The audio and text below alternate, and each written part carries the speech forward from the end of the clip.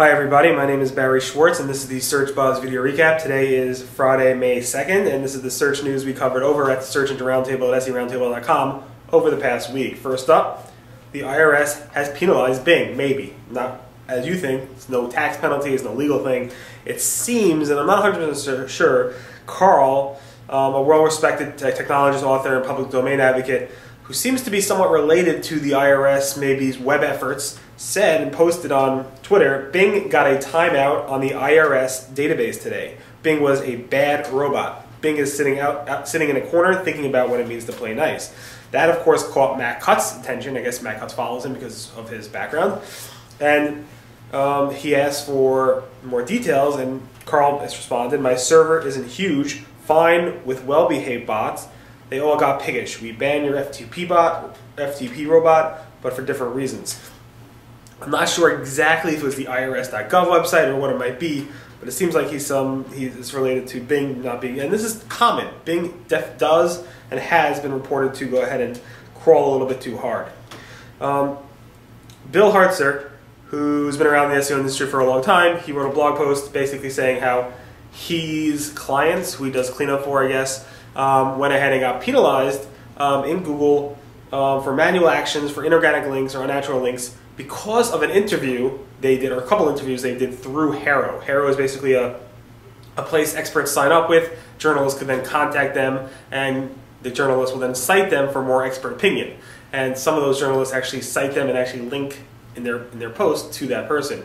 So he's saying, the truth is, the links were not on HARO.com. They might have been through HARO, meaning a journalist from the Wall Street Journal might have cited somebody and linked to them, and that might have been a link. But the links specifically, and I saw them, and he's not sharing them, were on not the best types of sites. It seems like those links were actually, the articles were actually pushed even more and more and more by the client, by Bill's client, to try to get more link juice out of it. So it didn't seem so like they were supposedly do follow links. Some of those links were actually anchor text friendly. So it was interesting. I don't think you have to worry about doing it. It seems ridiculous to me not to take a HARO related call because you're afraid to get links. I think that's a little bit beyond. Obviously that is a link building strategy, and just don't do it with that intent. But I get calls all the time on interview requests, and I would say about 80% of the time those people never ask how they could cite me. They just ask me for my title and information, and I would say 90% of the time they just use my stuff and don't even give me credit, and maybe 10% of the time they'll mention me, and 10% of the time they mention me, and of those 10% of the time, maybe 4 or 3% of the time they actually link to me. And I don't ask for any of that, it just happens. I should probably ask for something, but people, especially the Wall Street Journal, places like that, they rarely will link. Anyway, this is interesting. Talking about links, some guy in the Webmaster Help forums went ahead and said, "Somebody's spamming me, I'm not ranking well, please show me examples of bad links to my site." So Eric from Google, the web spam team, went ahead and gave a few examples. These two, specifically a copyright.org website and also a forum on a forum site on guitars. On the copyright website, it was very interesting. In the footer of that page, on the blog, it's basically a blog. There's probably 25 plus keyword-rich anchor lists on the footer to all these different partners or something like that. All the keyword-rich anchor text. The hilarious thing is that they actually put a do follow link in the HTML. So usually it's something rel equals no follow. They put rel equals do follow. Who does that? I mean, it's raising a red flag. Do follow. All links are do follow unless you rel no follow them. So it's interesting that people are actually using do follow. It's basically saying, hey, go ahead, Google, here's a flag that you want to go ahead and check out. Because that's somebody specifically saying, I'm putting a link here so Google does follow it. Whatever, just crazy to me. And obviously another link that shows keyword. All these things, you should avoid these types of things. Do follow links. You should avoid links with high keyword-rich anchor text that are simply on the footer of the website that obviously looks like pain and stuff like that. And again, this guy is saying that he was scammed, his competitor's doing this, and so forth. Google has added examples of more deceptive and sneaky redirects. So if you go to their sneaky redirects page, you'll see two examples there. One that says search engines shown one type of content while users are being redirected to something different, and desktop users are receiving a normal page while mobile users are redirected to a completely different spam domain. And they also updated the what is hacking or hack content site, and they made a whole paragraph just about redirects and how stuff might be redirected to malicious stuff or spammy stuff and so forth.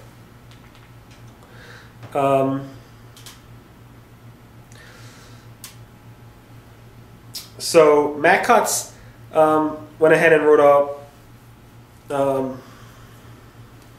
posted a video basically about how to encourage Google to use your title tag as the snippet title in the search results. So not that unoften you'll actually see that. It's not uncommon to actually see Google not use your title tag in the search results and use something they came up with. And Google said, comes up 3 criteria: something that is relatively short they want in the search results, 2, it has a good description of the page and ideally the site of the page, and 3, it has relevant keywords to the query itself by the user. And the way to do that is to make sure you fit all those things. And otherwise, Google might either use content from your page, use anchor text links pointing to your page, or use the open directory. So if you want more about that, take a look at that post. I don't know what's going on exactly. Google has been sending out SSL warnings to people who have SSL issues on their website since I think 2009 or so.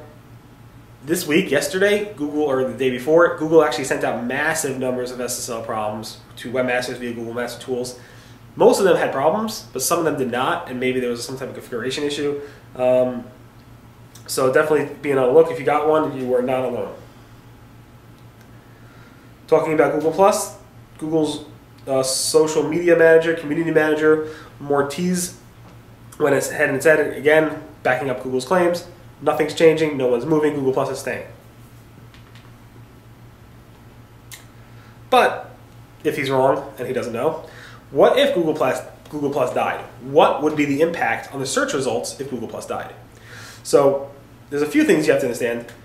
The search results organically, keeping personalization aside, has no, Google, Matt Cutts has said time and time again, Google+ has no impact on the Google search results.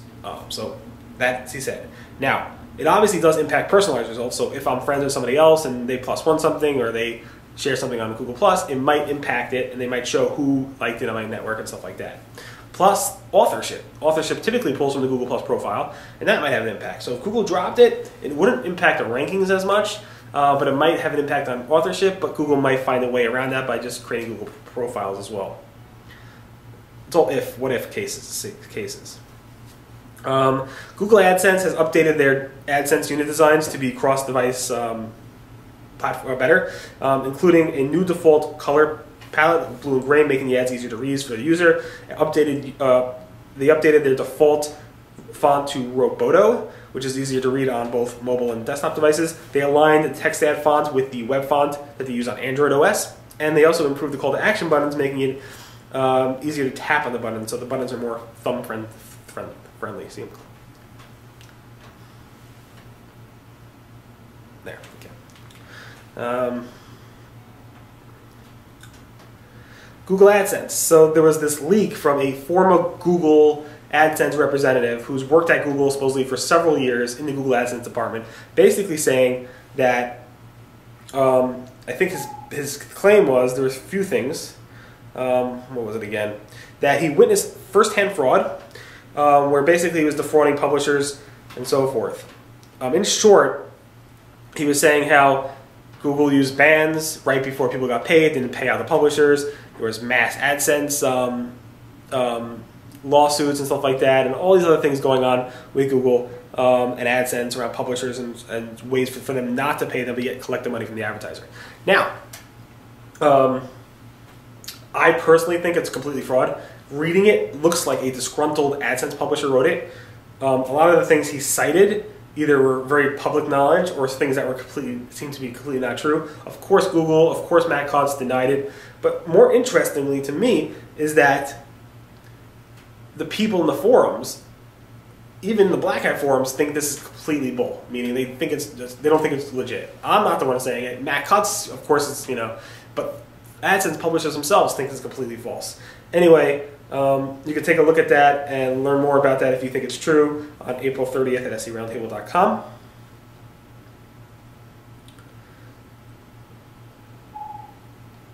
This is interesting. I posted this morning. So a black hat or gray hat, whatever you want to call him, went ahead and documented on his blog. His name is Sebastian Johnson. I think he wasn't originally in Sweden. He moved somewhere else to lower his costs and do whatever. And he basically documented on his blog how he was a consultant. He made other people rich. He got sick of that. He went ahead and decided, all right, I'm going to go for it myself. He moved somewhere rich cheap, went ahead and built from zero to making a ton of money. I think he had 350 affiliate websites. He was doing great in like the competitive fields of payday loans and stuff like that. And he was doing great for a while. And then he documented how a competitor of his actually went ahead and got him on the radar of, let's say, Matt Cutts and Google, and how that actually ultimately destroyed his business overnight. Interesting part is a few things. Interesting part is obviously how he built a business, and he describes how he automated a lot of it. Two is how he's not mad at his competitor. He actually respects his competitor. That's very interesting because he destroyed his business. And three, he actually told Matt Cutts that the search results look better, and he's thankful for it because even though the search results look better because his spam, the spam that this guy created, was removed, and his business is dead. So that's pretty interesting. You can see the tweets and stuff like that over here. They posted it this morning on May 2nd at SERoundtable.com, and again, I found it fairly interesting. This is another interesting thing this week. Josh, who some of you guys know through the SEO community at the forums and stuff like that, he is fairly well known for not being a fan of Google and pretty much a critic of Google. But that being said, he is a very intellectual person. He definitely knows how to write well. He definitely is smart. And he actually has half a PhD in ethics and rational decision theory. He has a master's from a high-end Canadian college and so forth. And what he did was he documented a private conversation. The ethics on that is interesting alone, but he documented a private conversation that he had with Matt Cutts at XMX West, I believe, which was a couple months ago. And Matt Cutts confirmed the meeting, and he documented what his conversation was about. He had 3 points that he's saying Google is being unethical or immoral about, or hypocritical, and they're doing things that are unjust. So he said, 1, Google does not have the moral or authority or justification to penalize sites specifically with algorithms such as Penguin. 2, Google is stealing content from webmasters through what they call the knowledge graph. And 3, Google is penalizing webmasters using humans, or as known as manual actions. And all those 3 are unethical according to Josh. And he explains why in detail, and you have to read the post, it's really long. And Matt Cutts actually confirmed it. He saw he saw the post. Thanks for sending it to me. 2 is he said, yes, I did talk to Josh. And of course, a conversation between 2, Matt Cutts didn't come back and say, hey, that wasn't the way the conversation went.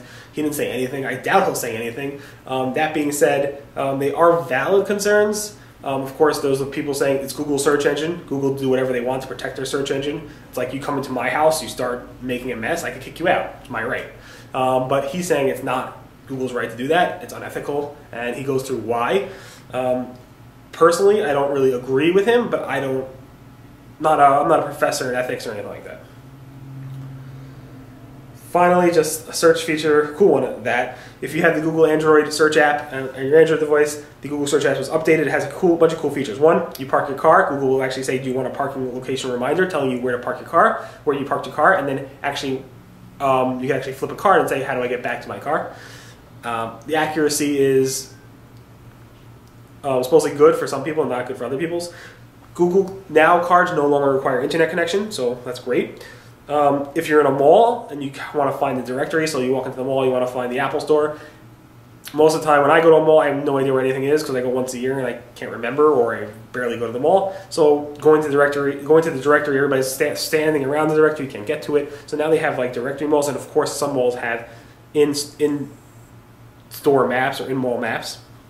And also a new feature that pretty much, like let's say you do a search for hiking boots today or yesterday or whatever it might be, Google will go ahead and send you a notification if you walk by a store that might have that specific thing in inventory, and then show you the price that's available in that store. So that's pretty cool. I don't know how they're going to monetize that. I'm sure they will, but that's a pretty cool set of features. Anyway, thanks so much for listening to the Search Buzz video recap. My name again is Barry Schwartz, and that's the search news we covered over the past week at SERoundtable.com. Today again is Friday, May 2nd, 2014. Everyone have a great weekend, and I'll see you guys next. Bye.